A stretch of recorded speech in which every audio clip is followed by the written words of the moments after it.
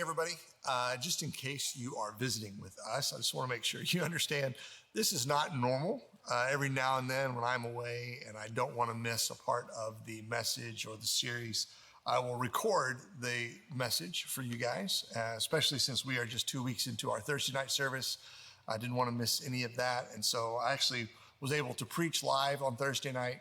And you guys, are getting the recorded version because I today am preaching in East Texas. I was invited to come and preach at a Bible conference hosted by North Shore Church. And it's been on the books for several months. And so didn't want to miss this time and didn't want to interrupt our series. We're just getting started, actually. We started last week in a brand new series that we're calling Tragic Hero. And this is a series on the life of David. And we kind of laid the groundwork a little bit last week, talking about David and Saul and how we can know and understand David's life against the backdrop of Saul. And everything that David was kind of a version of what Saul wasn't. So today we're continuing that story, and we're continuing the story of David with the most famous story in the life of David. And you're going to know it pretty quickly when we get into it. So we're going to start. 1 Samuel chapter 17, starting in verse 1. It says, "Now the Philistines gathered their forces for war and assembled at Soka in Judah. Saul and the Israelites assembled and camped in the valley of Elah and drew up their battle lines to meet the Philistines. The Philistines occupied one hill and the Israelites another, with the valley between them." So let's kind of set the stage here. You have this valley between the two armies, and it's the valley of Elah. And this was essentially a no man's land. You had two armies occupying the high ground with the valley in between, and the valley was kind of the death zone. So each army held the high ground, and neither one was willing to come off of it. But that didn't keep the armies from coming out and lining up every day, and basically they would just line up, face off, and yell at each other. Their goal was to intimidate and to insult one another. So that's typically how these things went, until one day they're all standing out there and the Philistine line parts and Goliath steps out from the Philistine line, and the Israelites knew right away that there was not going to be anything typical about any of this. And we read, "His height was 6 cubits and a span. He had a bronze helmet on his head, wore a coat of scale armor of bronze weighing 5,000 shekels. On his legs he wore bronze greaves, and a bronze javelin was slung on his back. And the spear shaft was like a weaver's rod, and its point weighed 600 shekels. His shield bearer went ahead of him."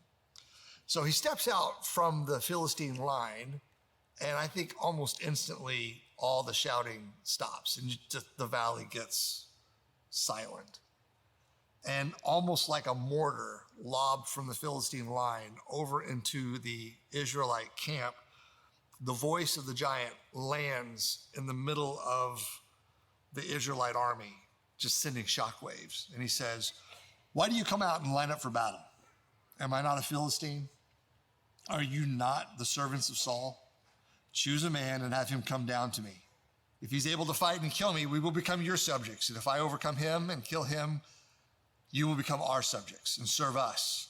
Then the Philistines said, "This day I defy the armies of Israel. Give me a man and let us fight each other." So what he's doing, of course, we talked about this a little bit last week, was he is proposing what is called representative combat. You have two armies that line up, and so instead of everybody fighting one another and a lot of bloodshed and a lot of lives lost, basically it would sometimes go like this. You send out your best man, and we'll send out our best man, and we will fight, and we'll settle this. And here's what's interesting.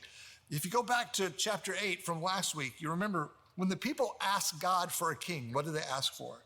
They said, "We want a king to lead us and to go out before us and fight our battles." So they asked Samuel to give them a king for moments exactly like this. And in response, God gave them Saul. And remember the way Saul was described, he was the tallest man in Israel. Like the next tallest man in Israel only came up to Saul's shoulder. And so while he may not have been as large as Goliath, he was still a very large man for his time. And of all the Israelites in camp that day, Saul was actually the most equipped. He was the one that was most able to accept this challenge. But despite all the things that he had that made him able and equipped, he lacked the one thing you needed to meet a challenge like that. What Saul didn't have the courage to walk out from behind his people and to defend his men. As the last echoes of Goliath's challenge bounce between the sides of the valley, I just kind of imagine the head of every one of these Israelite warriors. They turn and they look and they all land on their king. And Saul quietly just disappears into his tent.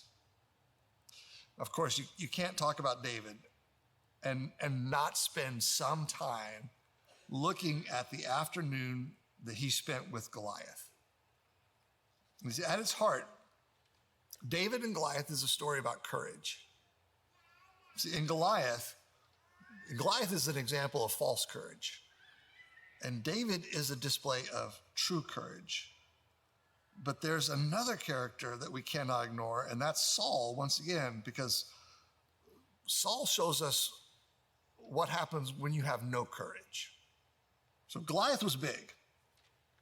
Make no mistake, he was freakishly large. He was a raging, curse-spewing mountain of a man. And like any mountain, when he stepped out, he just kind of filled the landscape. He dominated the view. He was massive. And this went on for days. And I think with every passing day, when he steps out from the line and he starts hurling insults and taunting and blaspheming and cursing, I think every day he comes out and does this, he just gets larger and larger in the eyes of the Israelite army.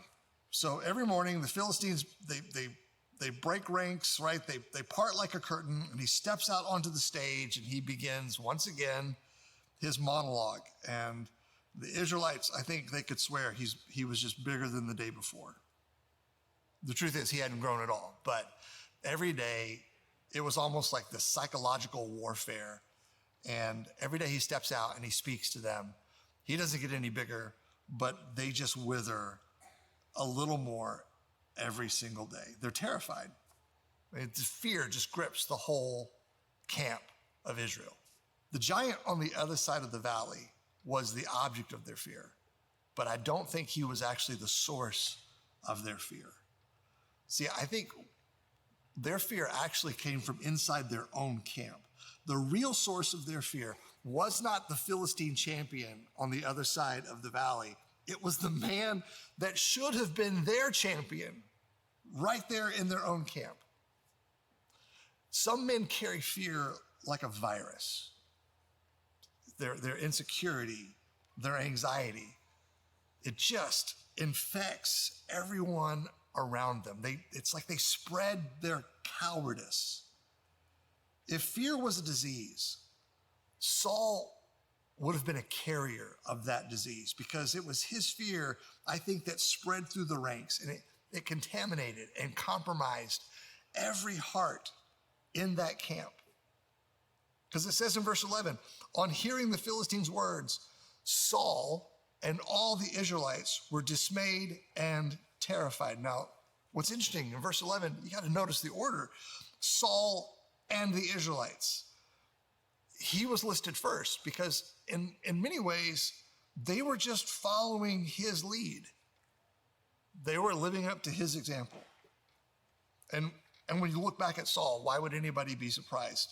If you go back and read his story, on the day of his coronation, when he was becoming king, Saul had to be pulled out from under the luggage that he was hiding in. Now, some might interpret that as this endearing moment of humility, but honestly, you go back and you look, and it's really the first indication of the fear and the insecurity that would eventually play a really large part in in the decline and the collapse of his monarchy. Saul is a poster boy for the consequences of cowardice.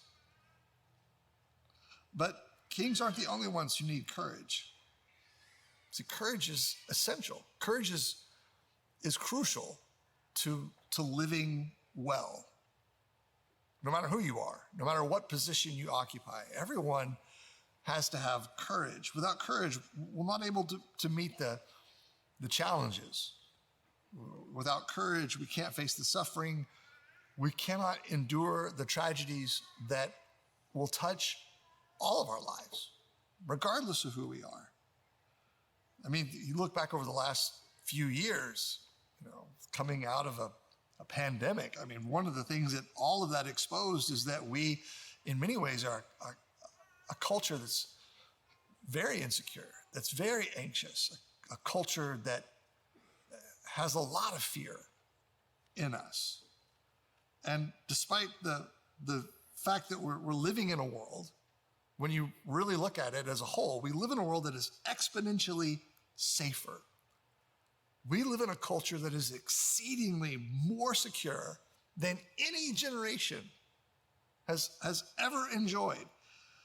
Yet we are a culture, we're a people that we wrestle with more fears, with more phobias, with more anxieties, with more insecurities than any other generation in our history. And those fears, they're corrosive. They're corrosive to our lives and to our relationships. So I remember several years ago, I had the chance to be in France, and some friends of ours that were serving there, doing ministry in France, they took us to the beaches of Normandy. And we went to a place called Pointe du Hoc. And it's where the Army Rangers scaled the cliff to take the gun positions that were overlooking Omaha Beach. And just sitting on the top of that cliff, looking where all the craters from the shelling, and then looking out over that beach, knowing what happened there so many years before. I mean, you just can't help to be in that situation and wonder, if I was in one of those boats and the door dropped and I had to just march out into the gunfire and the machine guns of the Germans. Could I? Would I? I mean, you don't know until you're in that moment. You don't know until you be tested. The problem is we think courage is, only important or only needed in those literal life and death moments, those dramatic moments, but that's really not true. Courage is required to face an enemy position. It's required to storm the beach. It's required to jump out of an airplane into enemy territory. But listen, it takes courage, everyday courage, to fight for your marriage. It takes courage to raise your kids. It takes courage to resist the urge to maybe fudge the numbers. It takes courage not to succumb to the temptations and the pressure of the world in which we live. It takes courage to live life well. John F. Kennedy wrote a book, Profiles in Courage, and he said something that has become a famous quote. He said, "Without belittling the courage with which men have died, we should not forget those acts of courage with which men have lived." So Saul's lack of courage comes from the same reasons I think we lack courage in our life. Saul's life was relatively easy. He came from wealth and privilege. His life was one of comfort and security. I mean, if you find someone whose life has been relatively trouble-free, someone for everything has seemed to have kind of gone their way, everything's fallen into place, you will find someone who tends to be maybe shallow, someone fixated on the trivial. And sometimes those people, they lack a depth of character and a resilience. They lack what people call now grit. They don't possess the courage that is needed to see them through and take a stand when the giants appear. So what do? They give up. They surrender their marriages, their kids. They surrender their responsibilities, their reputations, sometimes without even a fight. Courage, courage is not obsolete in our world. It is still completely essential. So where do we get it? Where do we find the courage that we need? Where does that kind of courage come from? Well, I think to answer that question, we need to take a closer look first at Goliath. So the Bible says that he was 6 cubits and a span. Now, some people translate that as somewhere between 7 foot 6 inches. Others read that as 9 foot 9 inches. Either way, he was enormous. He would have been tall even in our day. And this was a day where the average height of the average man was much smaller, like in kind of like below 6 foot range. And so he would have been tall today. He was almost otherworldly in his size, almost probably borderline supernatural in his stature among his people in that time. So this was a world, of course, height wasn't just a physical attribute. It was a unique ability. A man of that size meant that war was his talent. Physical combat, strength, that was his unique gift. As if being 9 foot tall wasn't enough, he's thoroughly equipped for battle. Go back through and let's look at what it says, right? Something that's unusual about the description of Goliath is just how much detail we have. And when you have an Old Testament, oftentimes, ancient literature usually does not include a lot of really specific detail. Ancient literature, a lot of times when it's conveying a story or an event, it paints the picture in really broad, general brushstrokes. But in this story, it gets to the finer details. So there's an exceptional amount of detail. So look at it again, verse 5. He had a bronze helmet, scale armor of bronze greaves, bronze javelin. Spear shaft was like a weaver's rod. Its iron point weighed 600 shekels. So the detail here is amazing, and it's really kind of unique. We're given materials, we're told the sizes, the styles, the weight. We have the specs of the different weapons in his arsenal. So what you have here is a man who's incredibly tall.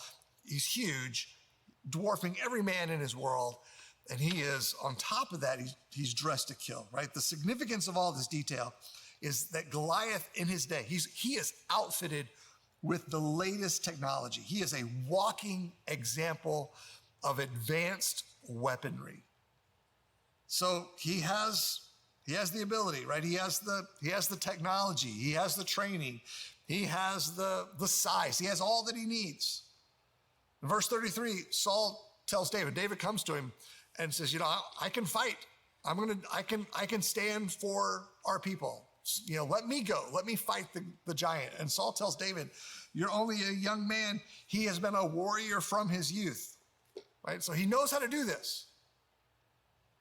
And as a result, Goliath steps out and he is almost drunk on his own confidence. He is overflowing with courage. He shows no hint of fear, no hint or whiff of worry. And that's what the illusion is, right? We think courage is the absence of fear, but it's not. Courage is doing what needs to be done in spite of the fear that we experience. So what you have in Goliath is a courage, but it's a counterfeit courage, because he should be afraid. He at least should be cautious for 2 reasons. First is Goliath may not have been as dangerous as he appeared.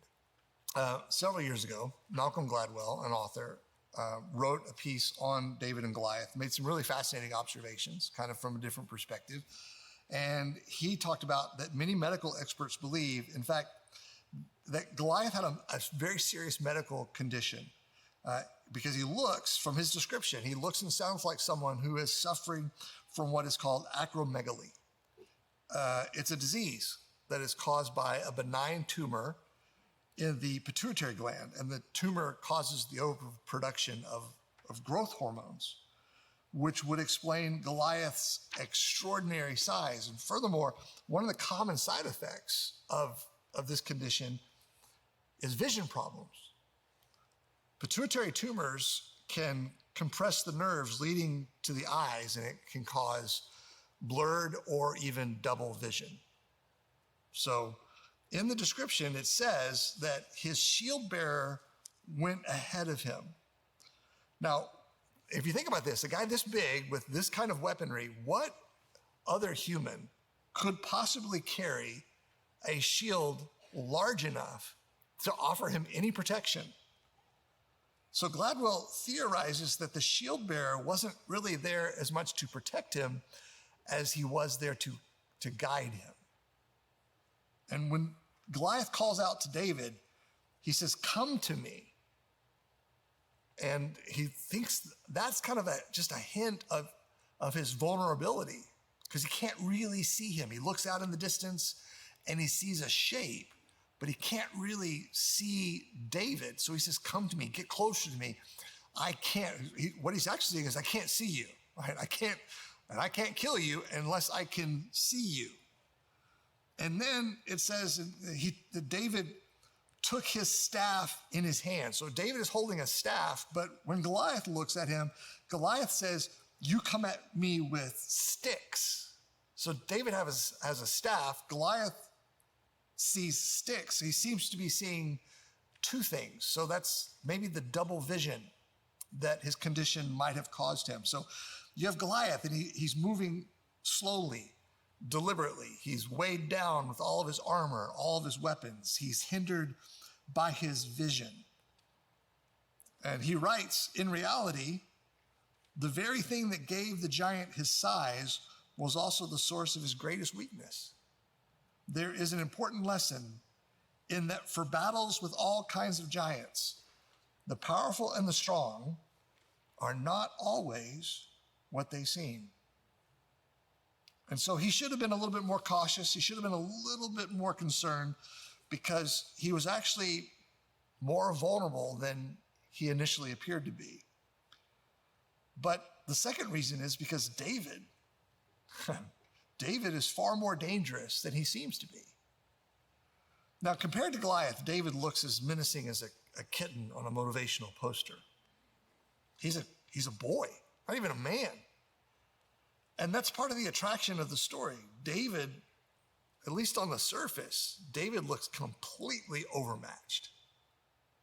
He's a child, not even old enough to serve in the army.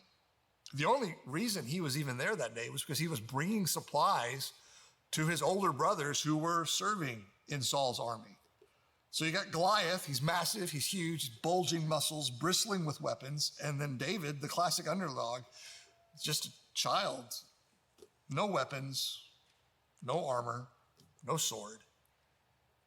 But everyone seems to forget that even the underdog still has teeth. It says in verse 40, with his sling in his hand, he approached the Philistine. Now we look at David's sling and we assume it's just maybe a glorified slingshot. But a sling in the hand of someone trained to use it was devastatingly lethal. I came across a study, a guy by the name of Etienne Hirsch, a ballistics expert for the Israeli Defense Forces. He actually conducted a series of tests and showed that the typical size of a stone hurled by an expert slinger a distance of 35 meters would strike its target at about 78 miles an hour. So if you think about this, a stone thrown by an expert slinger with great accuracy coming at your head at 78 miles an hour. And Hirsch also determined David could have loaded and slung and thrown the stone that hit Goliath in a little more than a second. So he's incredibly fast.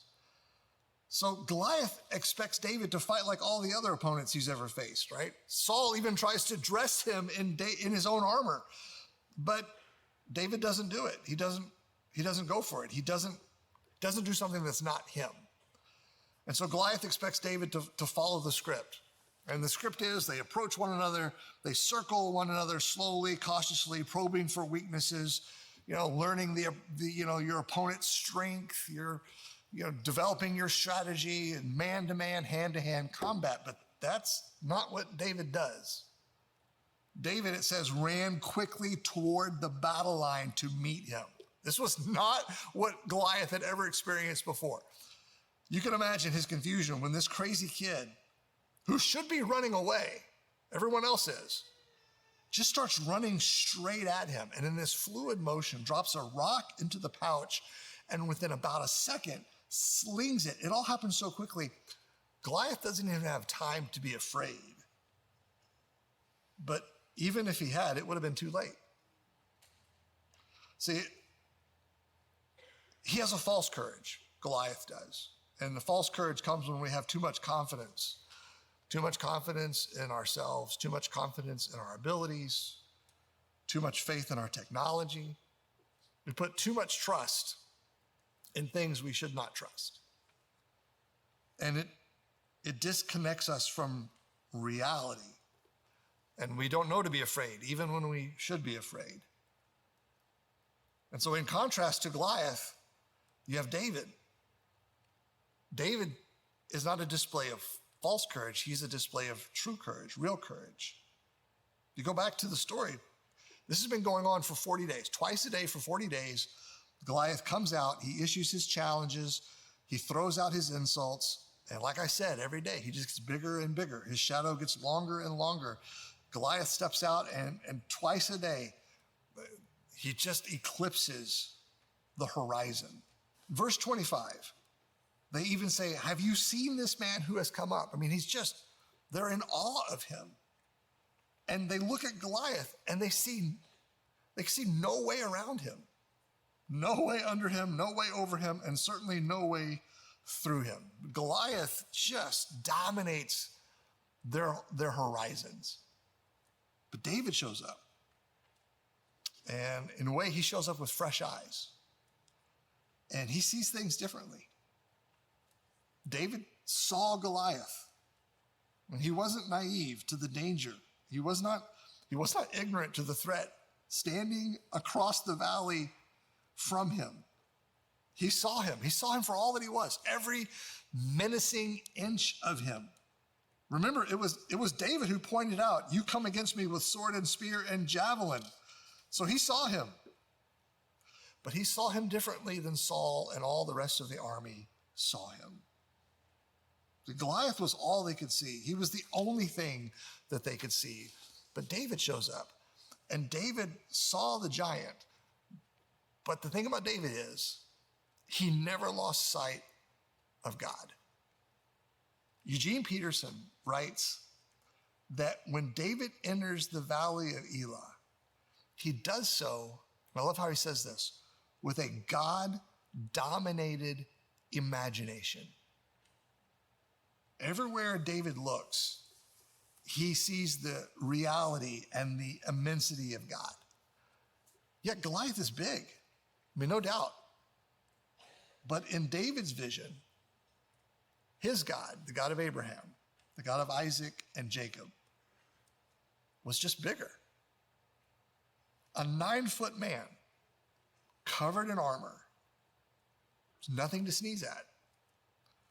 But when God remains in view, a 9-foot man bristling with weapons is nothing to fear. A man by the name of Richard Phillips writes this. He says, what is it that inspires the few who rise above the trials of life? What is it that empowers, that impels, that sustains? And he says, a higher power, a higher accountability. He's talking about this God-filled vision that dominates his vision and defines his reality. That's what makes David different. Where does he get that kind of courage? Where does he learn that? How does he develop that God-dominated vision as he looks out across the valley? Eugene Peterson says he does it in the Bethlehem hills and meadows, tending his father's sheep. He says David was immersed in the largeness and immediacy of God. He's just a kid, but God was at the center of his thinking. And yeah, Goliath was in view, but God dominated his horizon. Let me give you a couple of examples where you even see this in the story. So he shows up and David is, he's offended because he shows up to the camp and Goliath is defying, he's insulting, he's disgracing, he's disrespecting God's people. And he says, who is this uncircumcised Philistine that he should defy the armies of the living God? He sees things differently. He's angry. He's angry at what he sees. I mean, it riles him up. And he says, again, you come against me with sword and spear and javelin. He says, I see it. I mean, I see all that you are. I see your weapons. I see your armor. I see how big you are. So you come against me with all the weapons, but what does he say? He says, but I come against you in the name of the Lord Almighty. Again, that's his vision. That's how he defines his reality.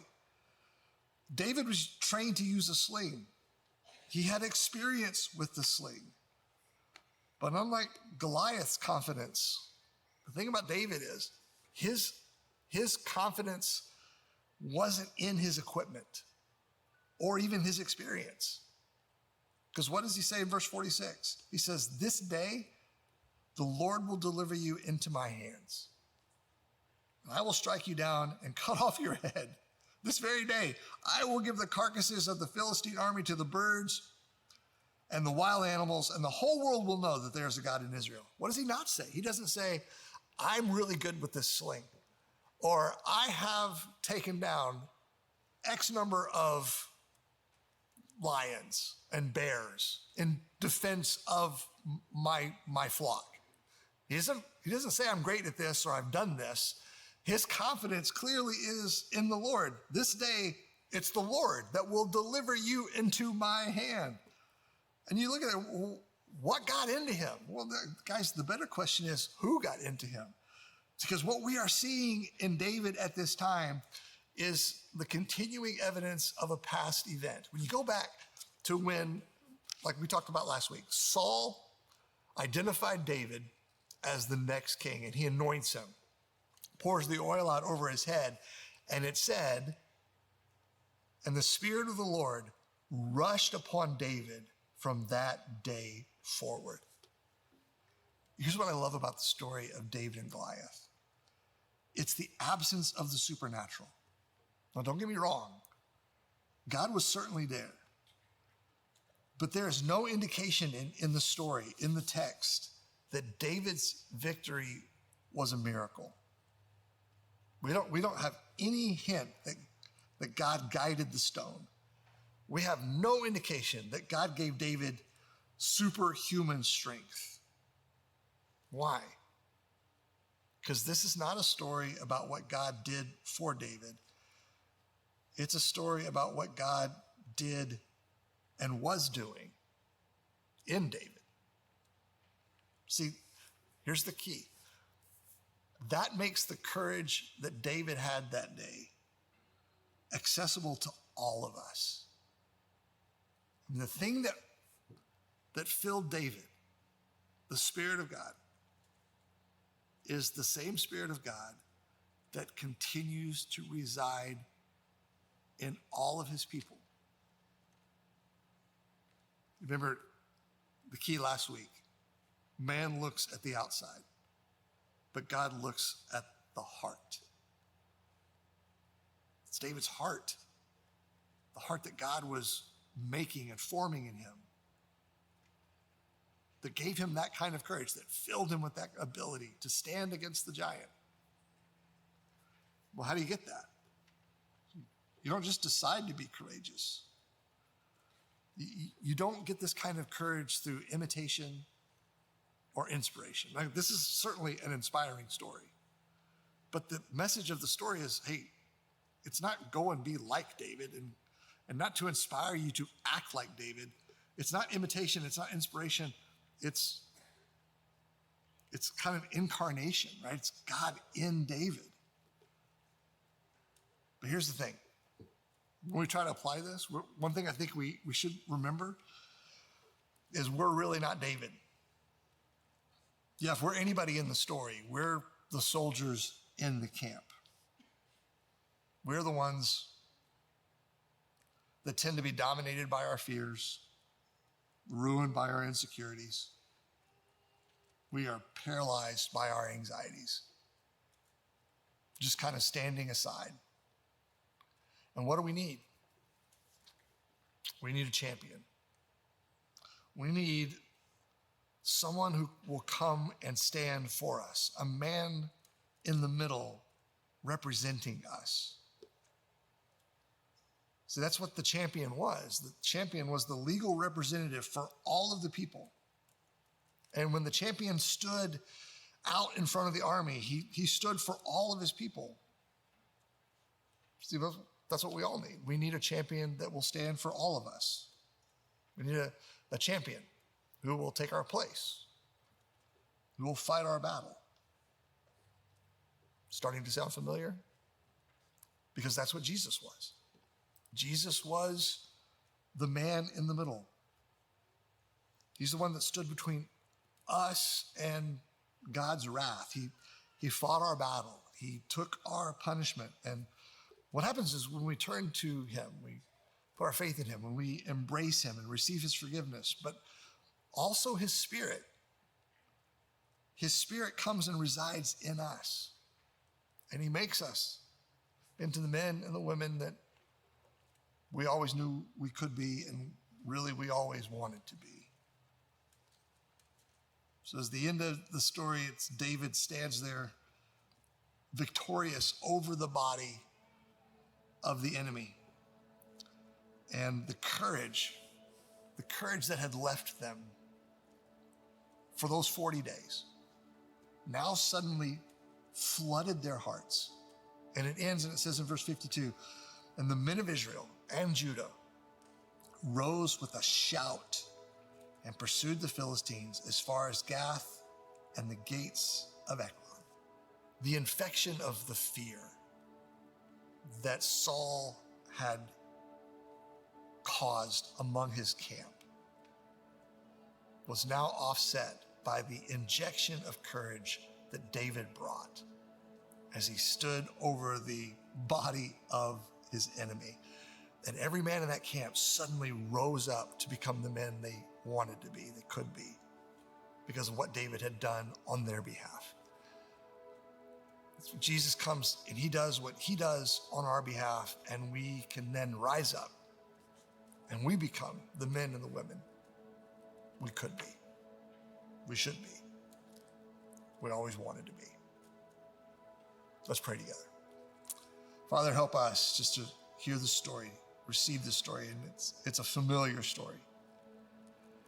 But that God, it would hit us in a new way, and we would see ourselves here, and God, we would recognize that all the resources David had are still available to us today.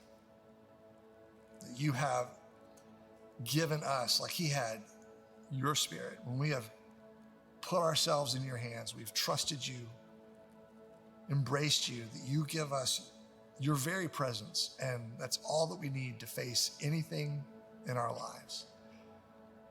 And that God, the resources David had are still at our disposal today. And God, if we are operating in fear, if we are standing aside in anxiety, if we are filled with worry, God, help us to know, to be reminded of what we have at our disposal, who we have living in us.